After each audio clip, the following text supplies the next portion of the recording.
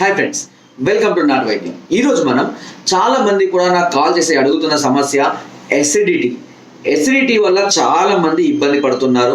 చాలా మంది ఈ సమస్యలకు గురయ్యి సరైనటువంటి ఆహారం తినలేక, తిన్న ఆహారం డైజెషన్ కాక, మంట, ఉబ్బరం ఇలా చాలా రకాల సమస్యలతో చాలా మంది బాధపడుతున్నారు. అయితే కొంతమంది నాభి నొప్పి అంటే నాభి అనేది జరగడం వల్ల కూడా దాన్ని ఎసిడిటీగా ఫీల్ అయ్యి ఎసిడిటీ సంబంధించినటువంటి మందులు వాడడం, తాత్కాలిక ఉపశమనం జరగడము, తద్వారా మళ్ళీ తిరిగి సమస్య మొదటికి రావడం అనేది జరుగుతుంది. అయితే ఎసిడిటీ వేరు అండ్ నాభి నొప్పి అనేది రెండు వేరండి. ఈ నాభి నొప్పిని తగ్గించడానికి కొన్ని రకాలైనటువంటి పద్ధతులు ఉంటాయి. అయితే అది నాభి నొప్పి కాదా అని తెలుసుకోవాల్సిన అవసరం ముందుగా ఉంటుంది. చాలా మంది కూడా ఈ నాభి నొప్పి గురించి సరిగ్గా తెలియక దానిని వాళ్ళు ఎసిడిటీ అనుకొని, కడుపు ఉబ్బరం అనుకొని దానికి సంబంధించిన మాత్రలు వాడడం అనేది జరుగుతుంటుంది.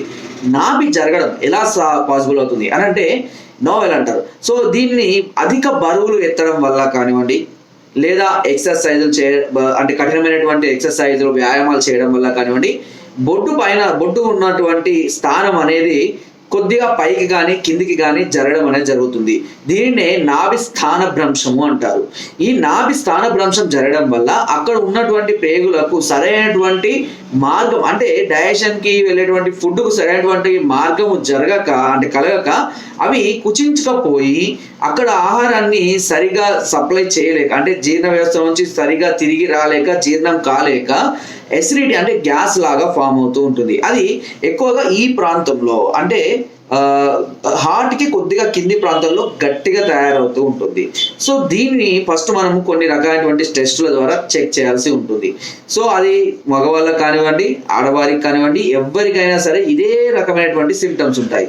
అన్నం తిన్నప్పుడు అరగకపోవడం, ఒకవేళ తిన్న వెంటనే పెయిన్ రావడం, ఈ ప్రాంతంలో ఎక్కువగా పెయిన్ రావడం, అదేవిధంగా ఎక్కువగా డైజెషన్ కాక, మోషన్ ఫ్రీ కాక, ఏదైనా పని చేస్తున్నా కూడా నొప్పిగా ఉండడం, ఆయాసం రావడం, గుండె పట్టేసినట్టుగా అనిపించడం, ఒకవేళ పెయిన్ వస్తున్నా అది గుండె పెయిన్ ఏమో అని భయపడవడం, వెన్ను నొప్పి కూడా వచ్చే వాళ్ళు ఉంటారు. కొంతమందికి హెడేక్ అంటే డైజెషన్ కాక ఊపిరి పట్టేసినట్టు అయిపోయి హెడేక్ వచ్చే వాళ్ళు కూడా ఉంటారు.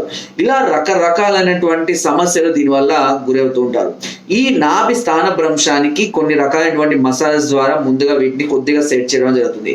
తర్వాత ఈ ప్రేగులలో ఉన్నటువంటి ఇన్ఫెక్షన్ అంటే ఈ నాభి స్థాన భ్రంశం వల్ల ప్రేగులన్నీ కూడా కొంత ఇబ్బంది కలిగి ఉంటుంది. ఆ ఇబ్బందిని కూడా తగ్గించడానికి కొన్ని రకాలైనటువంటి ట్రీట్మెంట్స్ అంటే మెడిసిన్స్ ద్వారా దీనిని సర్దుబాటు చేయడం అనేది జరుగుతుంది.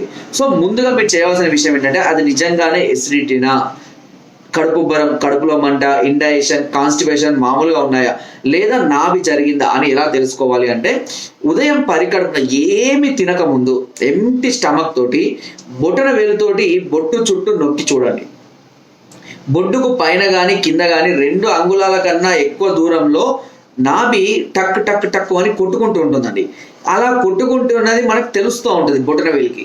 సో అలా తెలిసిందంటే అది నాభి స్థాన భ్రంశం జరిగింది అని అర్థం. అక్కడ దానివల్లనే మీకు ఆ పొట్ట నరాలన్నిటి బిగుతుగా పట్టేసి సరిగా డైజెషన్ కాక, అంటే జీర్ణంలో ఇప్పుడు మనకు ఒకసారి తిన్నాం అనుకోండి, అదేమవుతుంది చిన్న ప్రేగుల నుంచి తిరిగి పెద్ద ప్రేగులకు అలా రావడం అనేది జరుగుతుంటుంది. సో ఇవి పొట్ట టైట్గా పట్టుకునేసరికి ఆహారానికి మూమెంట్ అనేది తగ్గిపోతుంది. దానివల్ల కడుపు టైట్గా బిగుతుగా డైజెషన్ కాకపోతే ఏమవుతుంది, ఆకలి కాక ఎక్కువగా పులితేనుకులు రావడము, గ్యాస్, ఇలాంటి సమస్యలు చాలా మంది ఫేస్ చేస్తుంటారు. సో దాన్ని తిరిగి కొద్ది రోజులు ఆహారము అక్కడే ఎక్కువ శాతం ఉండడం వల్ల అక్కడ కొంత ఇన్ఫెక్షన్ లాగా తయారవుతుంది. తద్వారా కొద్దిగా పెయిన్ రావడము, చురుకు అన్నట్టు పొరుస్తూ ఉండడం అనేది జరుగుతుంది. సో ఈ ఇన్ఫెక్షన్ కూడా తగ్గించడం చాలా అవసరం. అయితే చాలా మంది ఇంకొక అపోహ ఉందండి, అది ఏమైనా పెట్టుడు మందా అన్న అపోహ కూడా చాలా మందికి లేకపోలేదు. పెట్టుడు మందుకు సంబంధించినటువంటి ఒక వీడియో అనేది నేను క్లియర్గా తీసి మీకు ఆల్రెడీ కూడా పంపించబడింది. ఓకే, నేను దీని కింద డిస్క్రిప్షన్లో కూడా పెట్టుడు మందుకు సంబంధించిన సంపూర్ణ వివరానికి సంబంధించినటువంటి ఒక వీడియో లింక్ కూడా పెడతానండి. ఆ లింక్ ఓపెన్ చేసి దాన్ని కూడా మీరు చూడండి. సో ఆ పెట్టుడు మందుకు సంబంధించినటువంటి పూర్తి వివరణ క్లియర్గా ఎంత అంటే అందరికి అర్థమయ్యే విధంగా నేను తీయడం జరిగింది.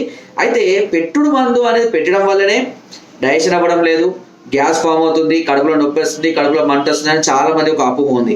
పెట్టుడు మందు అనేది కడుపులో ఎక్కడ ఆగే అవకాశమే లేదు. 5 రూపాయల బిల్ల తిన్నా కూడా, మింగినా కూడా అది 2 రోజుల తర్వాత మోషన్ ద్వారా బయటికి వెళ్ళాల్సిందే. అంతేగాని పెట్టుడు మందు గడ్డల్లాగా గుతికల్లాగా కడుపులోనే ఉండిపోతుంది అనేది ఒక అపోహ. పెట్టుడు మంది యొక్క లక్షణం ఎలా ఉంటుంది అని అంటే అది పేగుల చుట్టూ ఒక పొరలాగా. ఇప్పుడు మనము గ్యాస్ కి అసిడిటీకి ఏం వాడుతూ ఉంటాం, ప్యాంటోప్రోజల్ కానివ్వండి, ఒమేగా ఓస్మోప్రోజల్ కానివ్వండి, ఎస్మోప్రోజల్ లాంటివి కానివ్వండి వాడుతుంటాం. ఇవి ఏం చేస్తాయి, జీర్ణక్రియకు కావాల్సినటువంటి అంటే ప్రేగులకు జీర్ణాశయానికి ఒక పొరలాగా ఏర్పడి అక్కడ గ్యాస్ ని ఫామ్ చేయకుండా చేస్తుంటుంది. ఈ పెట్టుడు మంది కూడా కొన్ని రకాలైనటువంటి పెట్టుడు మందులు ఏం చేస్తాయంటే జీర్ణ వ్యవస్థను అడ్డుపడే విధంగా అవి ప్రేగులకు జీర్ణాశయం చుట్టూ ఒక పొరలాగా పేరుకపోతుంది. ఈ పొరలాగా పేరుకపోవడం వల్ల ఆహారాన్ని డైజెషన్ చేయాల్సినటువంటి యాసిడ్స్ అనేవి రిలీజ్ కాక, అంటే ఆమ్లాలు అనేవి రిలీజ్ కాక, ఆహారం అనేది డైజెషన్ కాక చాలా మంది ఆకలి కాక, తినలేక, ముఖం పాలిపోయినట్టు అవ్వడం, ఎందుకంటే శక్తి అనేది శరీరానికి అందదు కాబట్టి ఆ విధంగా ఇబ్బంది పడే అవకాశం ఉంటుంది. సో కాబట్టి అది అసిడిటీనా, మళ్ళీ లేదా కడుపుబ్బరం, కడుపులో మంట, నాభి నొప్పి లేదా పెట్టుడు మంద, ఇవన్నీ కూడా దాని గురించి తెలుసుకోవాల్సిన అవసరం ఉంటుంది. ఇలాంటి సమస్యలతో మీరు బాధపడుతుంటే ఒకసారి మమ్మల్ని సంప్రదించండి. అది ఏంటి, ఏం ప్రాబ్లం అనేది నేను క్లియర్గా దాని గురించి ఎక్స్ప్లెయిన్ చేసి దాని గురించి మీకు చెప్పడం అనేది జరుగుతుంది. తద్వారా నాభి స్థానభ్రంశం కనుక మీకు జరిగితే 100లో 60 to 70% నాభి స్థానభ్రంశం వల్లనే ఇలాంటి సమస్యలు వస్తాయి. కొన్ని రకాలైనటువంటి మసాజెస్ ద్వారా, ప్రెషర్స్ ద్వారా దీనిని సాధ్యమైనంత వరకు త్వరగా క్యూర్ అయ్యే విధంగా మేము చేస్తాము. దానికి సంబంధించిన కొంత ట్రీట్మెంట్ కూడా, మెడిసిన్ కూడా అవసరం ఉంటుంది. ఆ మెడిసిన్ కూడా మేము అందించడం జరుగుతుంది. సో కాబట్టి సమస్య అధికంగా ఉంటే ఒకసారి మమ్మల్ని సంప్రదించండి. నేరుగా వచ్చినట్లయితే దానికి సంబంధించినటువంటి పూర్తి అవగాహన మేము అందిస్తాం. ఒకవేళ మీరు రాలేని పరిస్థితుల్లో ఉన్నట్లయితే కనుక మీ సమస్యను తెలియజేసి ఒకవేళ మీరు తెప్పించుకోవాలనుకుంటే మెడిసిన్ కూడా మీరు కొరియర్ ద్వారా తెప్పించుకునే అవకాశం నాడు చాలా అందిస్తుంది. సో ఏ సమస్యనైనా సమస్య దేని వల్ల వచ్చిందో తెలుసుకుంటే, ఎందుకంటే కొన్ని సమస్యలు చూడండి, మీరు ఎండోస్కోప్ వేసినా కూడా ఈ సమస్యలు అనేవి మీకు ఎందుకు వచ్చినాయి అర్థం కావు. చాలా మంది కూడా ఎండోస్కోప్ వేయించుకుంటారు కానీ క్లారిటీ అనేది ఉండదు. ఎండోస్కోప్ లో ఏ రిజల్ట్ కూడా రాదు నాభి స్థానభ్రంశానికి. కాబట్టి అలాంటివి కొంతవరకు మేము పరీక్షలు చేసిన తర్వాత అది మా అనుభవంతో మేము చెప్పగలుగుతాం. అందరికీ కూడా దీని గురించి పూర్తి అవగాహన అనేది తెలియకపోవచ్చు. కాబట్టి ఒకసారి వచ్చి దాని గురించి పరీక్ష చేయించుకొని ఆ సమస్య అనేది తెలుసుకొని దానికి సంబంధించిన పూర్తి ట్రీట్మెంట్ తీసుకోవడం వల్ల మీరు ఈ సమస్య నుంచి చాలా త్వరగా బయటపడతారు. ఒకవేళ మమ్మల్ని సంప్రదించాలి అనుకుంటే కింద స్కూల్ నెంబర్స్ కి ఫోన్ ద్వారా, వాట్సాప్ ద్వారా, లేదా కింద డిస్క్రిప్షన్ లో మా యొక్క అడ్రస్ కూడా ఉంటుంది. నేరుగా అడ్రస్కి వచ్చి కూడా ఈ సమస్యకు పూర్తి సలహాలని, సూచనలు, మెడిసిన్ పొందొచ్చు. రాలేని పరిస్థితిలో ఉన్నట్లయితే కనుక కొరియర్ ద్వారా కూడా మెడిసిన్ పంపిస్తామండి. దాని ద్వారా కూడా మీరు ఇంట్లో ఉండి క్యూర్ చేసుకునే అవకాశం కూడా ఉంది. ఓకే, సో ఫ్రెండ్స్, నా వీడియో కనుక మీకు నచ్చినట్లయితే లైక్ చేయండి, షేర్ చేయండి అండ్ సబ్స్క్రైబ్ చేయడం మాత్రం అస్సలు మర్చిపోదు. చాలా మంది చూస్తున్నప్పుడు సబ్స్క్రైబ్ చేయడం లేదు. దయచేసి అందరూ సబ్స్క్రైబ్ చేసుకోండి. ఇలాంటి అద్భుతమైన వీడియోస్, చిట్కాలు కానీ మీకు ఎక్కడ లభించవండి. జస్ట్ సబ్స్క్రైబ్ చేసుకోండి, దానివల్ల నాకు చాలా యూస్ఫుల్గా ఉంటుంది. Thank you.